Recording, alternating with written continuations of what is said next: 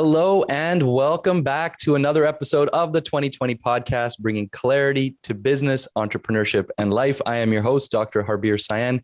Thank you so much for taking the time to join me, guys. I always appreciate all the support. And always, I have one small favor to ask at the beginning of every episode, and that is if you do find some value in today's episode, please do share it. Hit like, hit review, hit all the buttons you're supposed to hit to make sure you're supporting the podcast, and take a screenshot, put it up on your Instagram story or wherever else to share it with your friends and let them know what you took away from this episode. And I know there's going to be lots of great value. I have an amazing guest, Suzanne Lacorte, who is the brand new publisher and owner of Optical Prism magazine, which has been a staple in the Canadian eye care industry for 39 years. And she has recently taken the reins. And so I'm very excited to get into that with her today. Thank you, Suzanne, for joining me on the podcast. Really appreciate it. Oh, you're welcome. It's great to be here. Thank you. My pleasure. So, let's talk about that. I don't really know much about magazines and stuff. Obviously I read Optical Prism. I get, subscribe and all this kind of stuff. And I've always for me, it's just sort of been there. It's obviously been like I mentioned, a staple in the industry. It's just always just been there. I never really thought about who's running it and how does it work and all this kind of stuff. So I'd love to dig into that. But before then, why don't we get a little background on yourself? What brought you to this point in your life? Well, I actually, my profession was a graphic designer and art director for magazines. And I have been in the magazine industry for like over 25 years. And I used to work for companies like Transcontinental, who were then taken over by Quebecor. So they owned magazines like Style at Home magazine, Canadian Living, and Elle Canada. So I worked for those magazines. And so I tend to, that's where I developed my style, and that's my passion for magazines.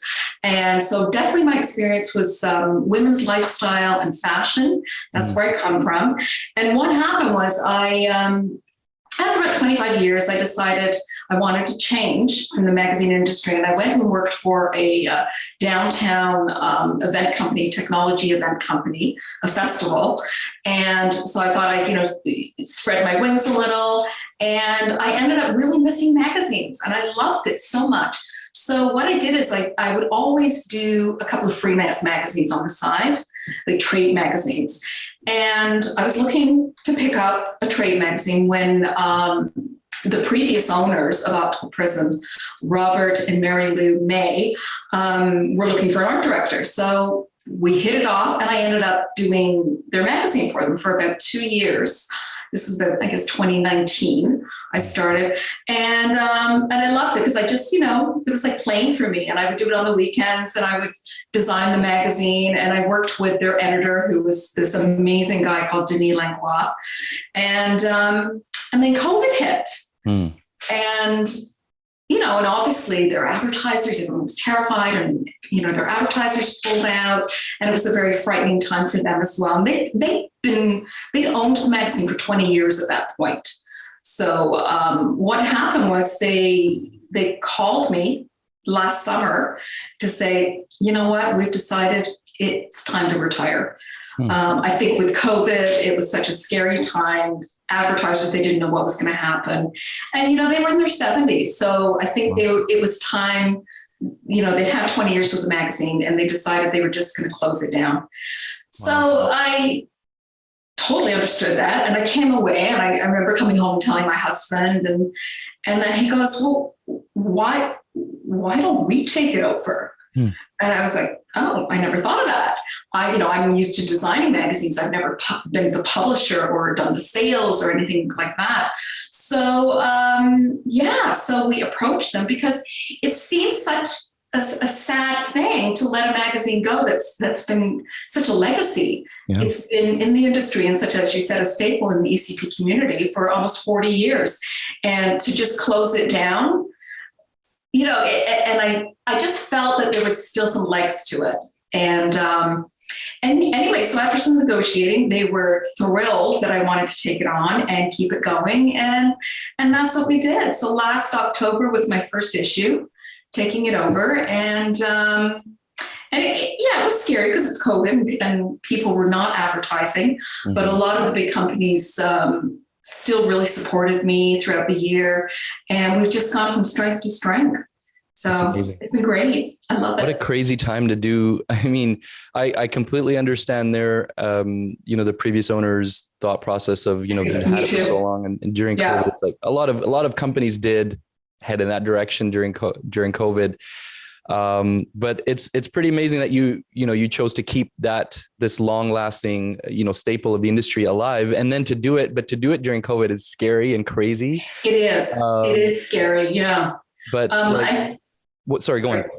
No, I was going to say, well, my husband's very entrepreneurial, and I think if it wasn't for him, I think I would have been too scared.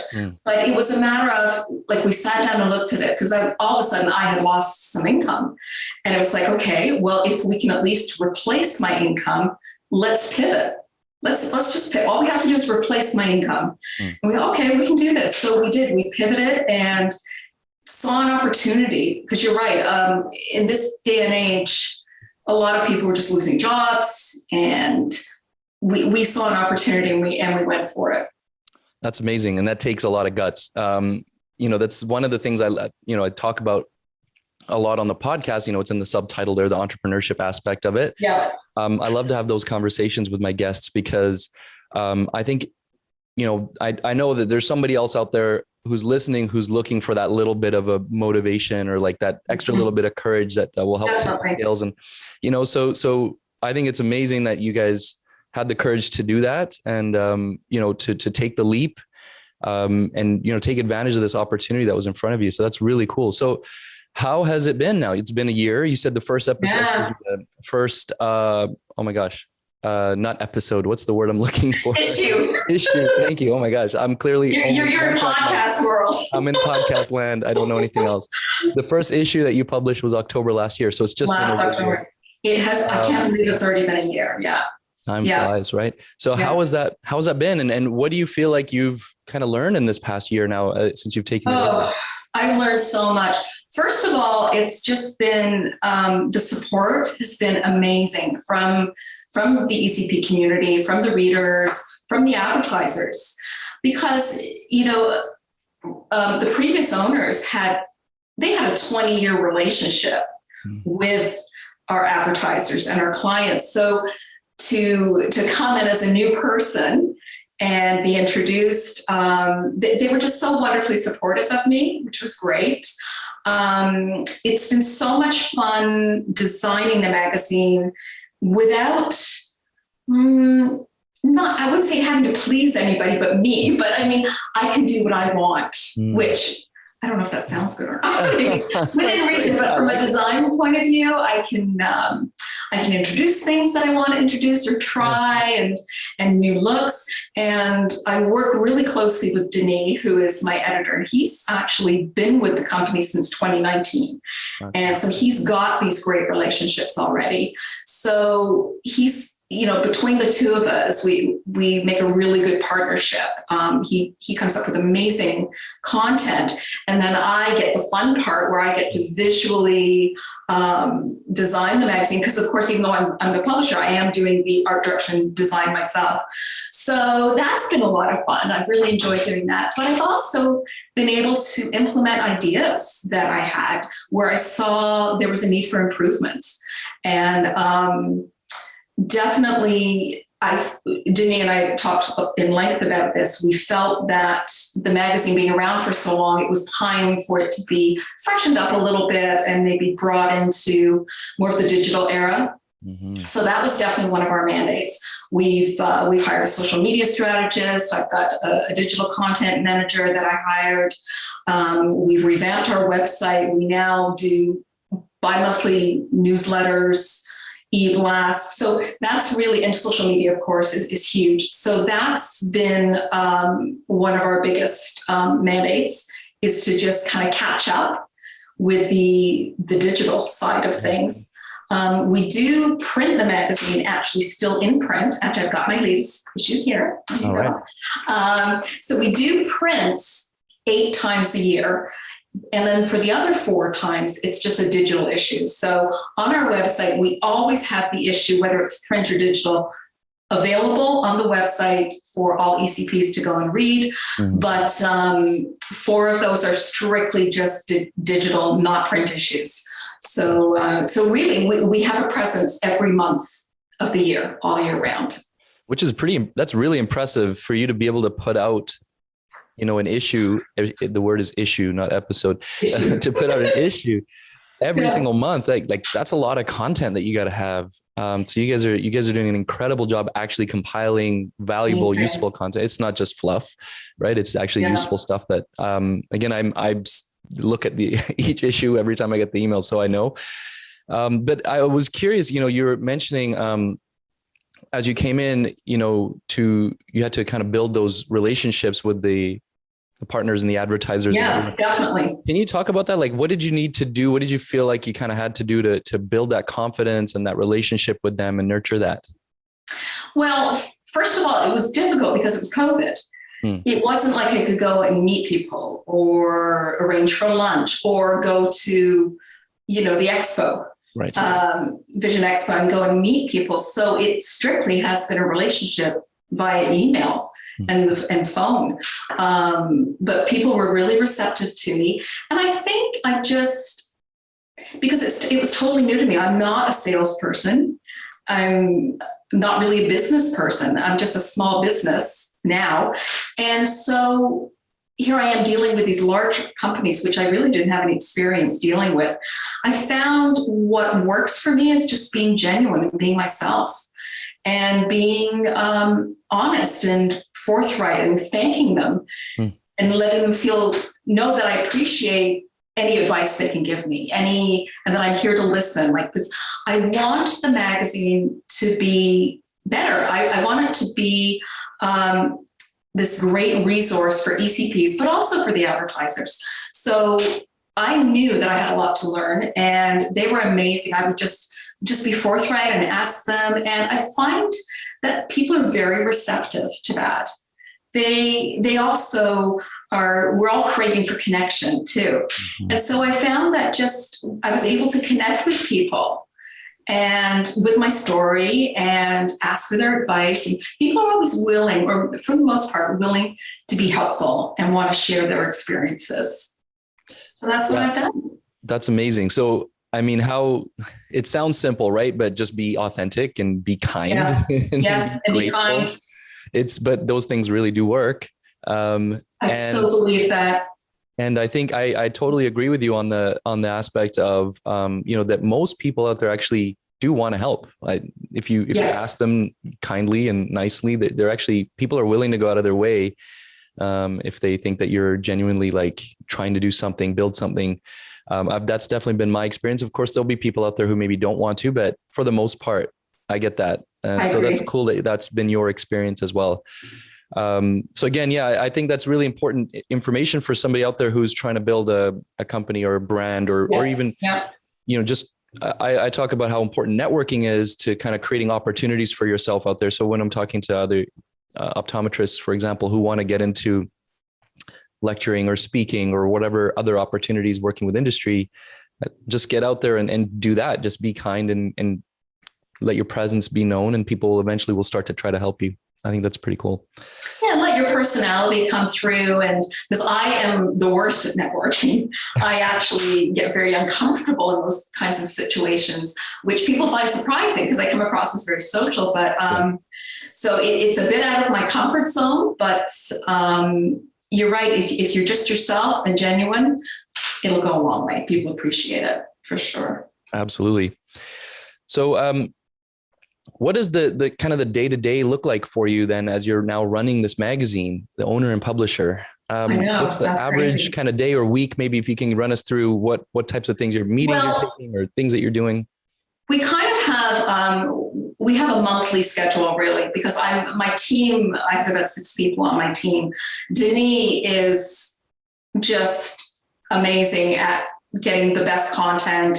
He really is the brains behind it from that point of view. I also have an associate editor, David Goldberg, who, and they've both been journalists for years, Denis with newspapers and David in the television industry. So they are always working almost 2 months ahead. looking for interesting industry stories and stories of interest, which can be difficult sometimes because of timing, because everything now, everybody wants information right away now. So what we do is we come up with what's called an editorial theme for the year, where each month Denis will research what kind of themes are going to be relevant throughout the year and what would be of interest to ECPs and also interest to the advertisers. Maybe there's a certain time of the year that they're promoting certain new launches, collections, or new technology and lenses, Vision Health Month, things like that. So we try to time our content with those themes. And then, so Denis is kind of working behind the scenes almost 2 months ahead of me. And then primarily what he does is I get the content the first week of the month. And my day is basically getting up, I'm, dealing with clients first, administration first, emails. We do a lot of e-blasts, quotation, quotes, things like that. And then I usually get to sink in and do some design work toward the end of the day, which is the time that it's like playing for me. So that's like my favorite part, is when Denis gives me all the content and we've, sourced beautiful images and I get to design a magazine and put it all together and make it look so cool, beautiful, but still make sure it's relevant. Right. And so that's kind of what my day is, dealing mostly with clients. Which again, it's all new to me. So it's been a great learning experience, totally outside of my comfort zone for sure, but it's been great. That's amazing that you're willing to go that far out of your comfort zone and you're making it comfortable slowly over time. But one thing I like to ask people, I think you've already just answered this actually, so I would kind of wanted you to dig in a little more if you don't mind, but I like asking people like about their, what is it you would be doing when you find yourself in your flow state, where kind of time sort of disappears. And what's that? Yeah, I call it in my zone. In your zone. Yeah. When you're just doing something you love so much that you kind of forget about the outside world. What is that for you? Harbir, I am so fortunate that I love what I do and I get in my zone when I'm designing. It's my happy place. So yeah, like I have no issues working. It sounds bad, working till 7 or 8 or 9 at night. If I'm in my happy zone, I put my music on, I'm looking at all this beautiful content and images, and that's my happy place. And I'm really fulfilled when I do that. So because when I took over the magazine, I realized that I come from a fashion world, and this is not a fashion magazine, it's a trade magazine. But to me, a trade magazine doesn't have to be ugly. It doesn't have to be, it can be beautiful, especially when, the advertisers that we have in our magazine, they spend a lot of money on beautiful photography and ads and on their collections. So to me, the magazine should be at least equal in beauty to show off those ads as well. But it's also the content. The content is so important because I have to always remember my readership, and that's the ECPs. So this is why when, we'll have a lot of the beautiful images and of the collections, but we also have a lot of great content.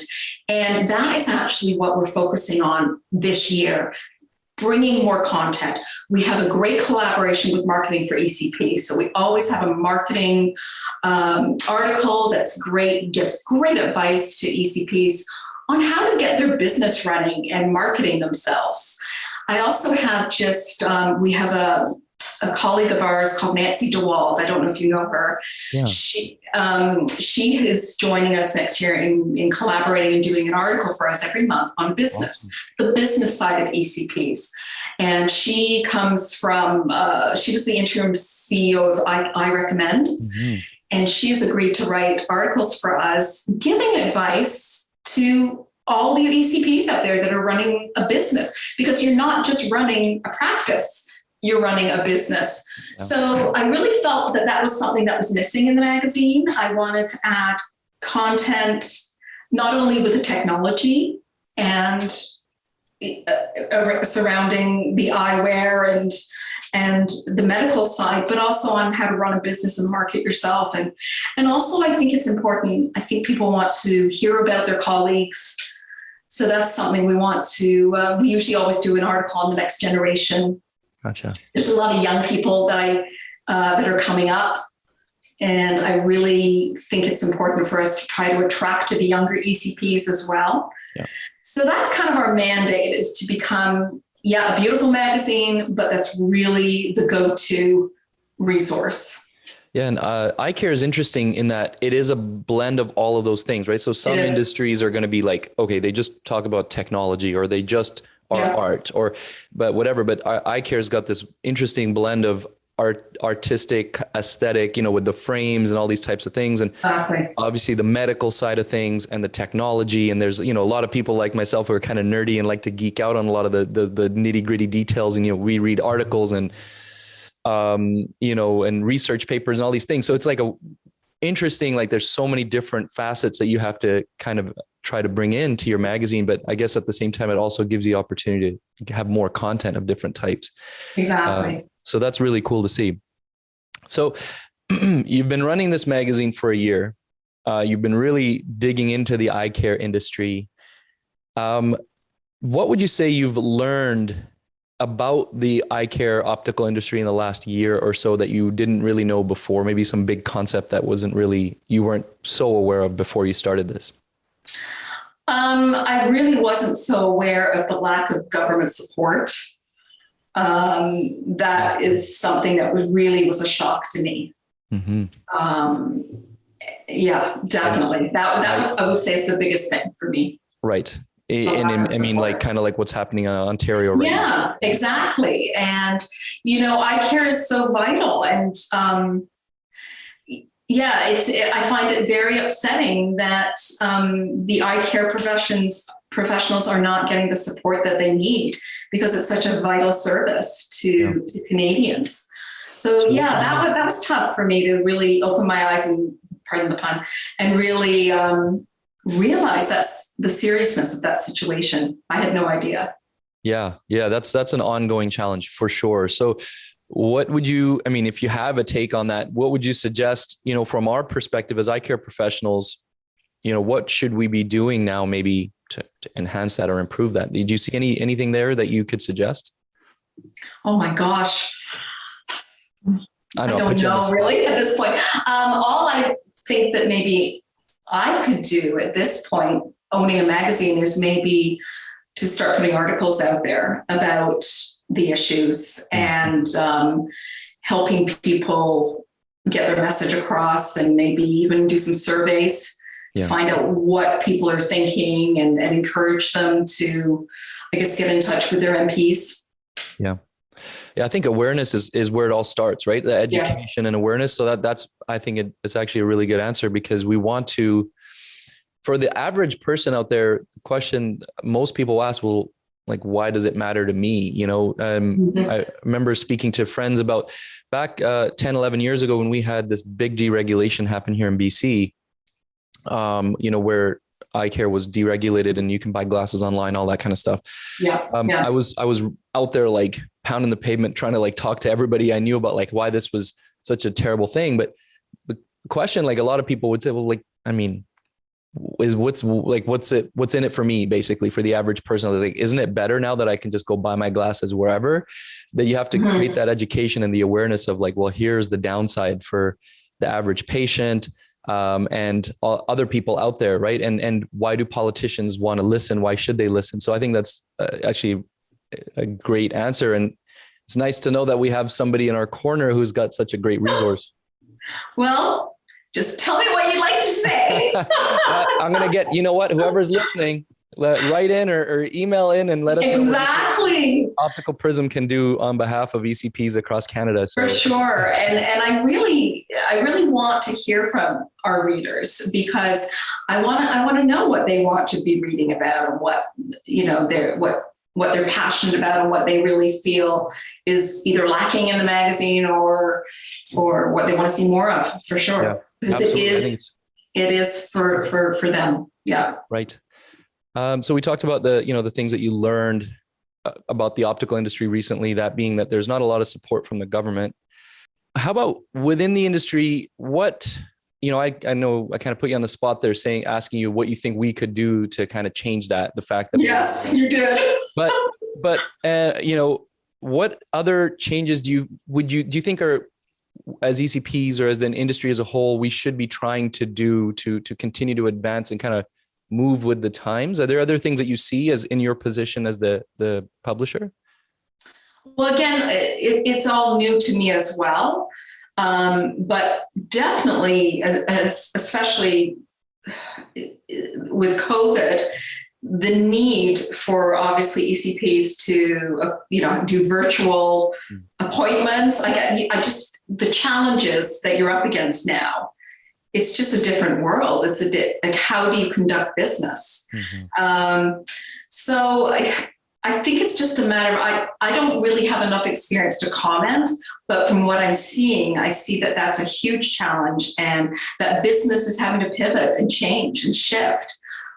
But I don't think that face-to-face is ever going to go away.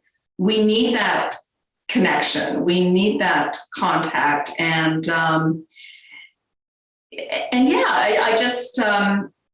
think there's still something to be said for the one-on-one and going in and trying on your frames and having someone even style them for you. But I would think that's one of the biggest challenges that you guys are facing right now too, is like how to conduct your business in this virtual world. Absolutely. I think that's exactly, I think you hit the nail on the head there. We're in this weird limbo middle thing right now where we don't really know where the virtual side is going, but we know we should be on top of it. So I think the people out there who are willing to just kind of continually change and evolve will be the ones who will succeed in the long term. But I think you're right. There'll probably be some hybrid, right? Hybrid, we'll still do the in-person, perhaps like some of it's sort of commoditized, like maybe like the cheaper frames and things like that. Fine, you can do that virtually online, but maybe the in-office experience becomes more of a boutique, high level experience, right? Because you don't have to deal with as much as that kind of volume type of a business. I don't know. We'll see. It'll be interesting to see where it goes. But I was interested to hear what you've seen in your position, because you're kind of seeing the industry from a different perspective, right? Almost like a bird's eye view, whereas we're in it and we got our blinders on a lot of the times. And also like just the demand for eyeglasses and frames, it's just huge now. Like it literally has become one of the most number one fashion accessories, not just, for your to see, but the fashion accessory aspect with us on Zoom calls and constantly on our phones. Leaps and bounds. Like people are just really, really passionate. I find. I'm curious. I wish I could go back or maybe, speak with somebody who like the previous publisher and owner of the magazine. I'm curious, like what it was like in this position, like 20 years ago. Cause I remember when I was a kid, 30 years ago, let's say, glasses were not cool. No, they weren't. You were 4 eyes and you're a nerd and all this kind of stuff. But now it's like, oh, cool glasses. I want glasses. I want to get, even if I don't need a prescription, I want to wear glasses. I'm like, when did this change and how did it change? And like now that it's like super interesting to be in the industry, but what was it like 30? Was it kind of boring back then in the 90s, 80s and 90s, whatever, when, eyeglasses were not as fashionable? I guess we're lucky to be in it now, for sure. It is interesting like that. Well, the woman that I have on my issue coming up in November, Wendy Buchanan, I don't know if you've heard of her, but she is an eyewear stylist. And that's what we have a great article on her. She focuses on meeting with people. She'll go to their home one-on-one, and she will bring like her cases of lots of frames, and she will fit them several pairs to them, to their personalities and their outfits and their, like in all aspects of their life. So, you've got people now buying multiple pairs of glasses for their different needs and their different personality or situations or work situation. And she's come up with this incredible styling and selling technique. And you'll have to look out for it in our next issue because it's really interesting. I like that teaser. You'll have to read There's a the rest teaser in the for issue. you. Actually, that's very, very cool. I'm very interested to read about that, learn about more about her, because that right there is, to your point, that in-person aspect is not going away anytime soon. No, you know, and no. that's a perfect shining example of, you know, most of us are worried, oh, everything's just going to go online and I'm going to lose all my in-person interactions. But there's somebody who's specifically like really digging into that in-person one-on-one, making that like a again, really, that boutique experience. Yeah, that's really cool. I think we can all learn from that for sure. Maybe we can't go to other, you know, into people's houses and do our business that way, but we can definitely learn from that and improve the experience in the office and make it feel more, you know, one-on-one like that. That's really interesting. Definitely looking forward to reading that one in the November issue. So any other, I'd leave it open to you now because there's a couple questions I always ask every guest at the end of every episode, and I'm going to save those for a minute. But any other topics that you'd like to discuss, or any other messages that you'd like to share from your position right now? Well, just that I'm so honored to be part of this industry, and I'm so grateful for the opportunity.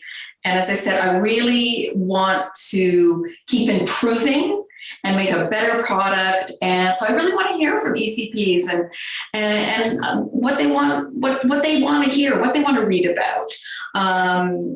For sure, that's definitely my wish. We have a great year coming up. Like, we've got some great ideas for themes. This year we decided I definitely want to do a women's issue where we're going to focus on women in optometry and focus on women like Wendy Buchanan, and also optometrists and ophthalmologists. So I'm really excited about that, rather than, your typical, theme of, I don't know, sunglass theme. Right. Although we will be doing sunglasses because you have to have sunglasses. But and also we're going to do a diversity issue. Oh, excellent. It's such a strong issue now, and also as ECPs, I would think it's a challenge in fitting different diversities, different ethnic faces. So we thought that might be a great topic to address. And I know there's some companies out there that provide frames for smaller faces and things like that. And so that's definitely an issue we're excited about and introducing. We've got a lot of really great ideas. So I'm excited about just taking it, one more step. Yeah. And just continuing to grow. And I'm so excited to finally meet people. I have not been to one of the Vision Expos yet because of COVID. Mm-hmm. I couldn't travel. So I'm really excited about March, and that I'll have the opportunity to go and actually meet a lot of my clients, a lot of the colleagues and people in person. I'm super excited about that. Yeah, that's going to be amazing. I went to Vision Expo in Vegas last month, and you did? Oh, it was amazing. It was cool. It was weird, right? At the same time, because you're like, oh, it's COVID and I have to be careful. But at the same time, it's like, oh my God, let me hug you. Yeah. And I look forward to hopefully seeing you in New York. Yes. And that might be the first time we meet in person. I know. On this note about, I like that you're stressing the fact that you want people to really share their feedback and help. Yeah, definitely. You want to learn about what people want to hear about and see. Yeah. So how can people connect? How do they reach out to you directly or to the magazine? Well, if you go to our website, opticalprism.ca, you can email us from there. We're also email info@opticalprism.ca, or my personal email, which is slacorte@opticalprism.ca. Our email is also in the masthead of the magazine. So I would love to hear from people. We just, as I said, we want to make a better product. We want this to be a resource for ECPs. So I would love feedback. That would be great, and suggestions. Great. Opticalprism.ca. Make sure you check it out. Yes. Now, as I mentioned, there's 2 questions I like to ask every guest at the end of the podcast. So I'm going to ask you those now. The first of those 2 is, if we could hop in a time machine and go back to a point in your life that was a challenge, something difficult. You can share that specific experience if you like, but more importantly, what advice would you give to yourself at that time? It would be during my university years, and my advice would be to follow your passion. Don't just go with the flow because that's what everybody expects you to do. Don't follow the road that everyone does. And because looking back, it was kind of just expected that I would go to university. It was expected that that's what you did. And looking back, I really should have gone to college to become a graphic designer or something artistic because I was creative. Fortunately, I fell into the graphic design world and art directing.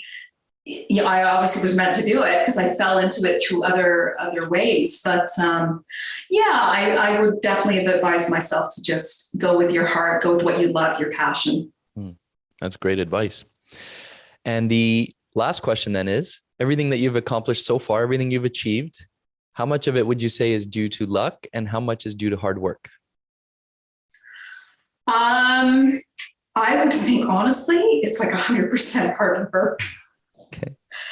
It is. I guess there is this certain amount of, there's fate and circumstances that come into things because, if I hadn't have been in certain places, I wouldn't have met the owners of this magazine, and if COVID hadn't hit. But it's definitely 100% work. We work really hard, my husband and I, at this magazine, but we love it.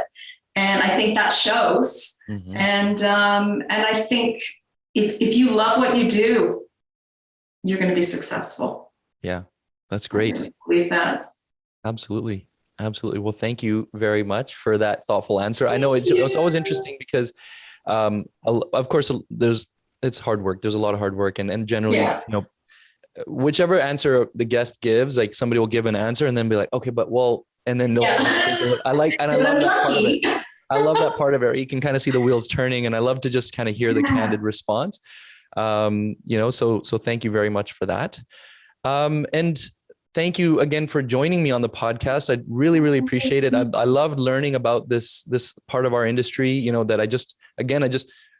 it's just Optical Prism just always been there. And I just never thought about where did it come from? Who started it and who's making this thing work? And so it's really cool to kind of see and learn about what's happening behind the scenes. And really glad to have you as part of our industry. It's nice to see how passionate you are about it. So thank you so much. Well, it's been an absolute pleasure. And we are celebrating our 40th year next year. So that is huge. Yeah. So, and you're celebrating your 40th next year. So we're going to do something. Yeah.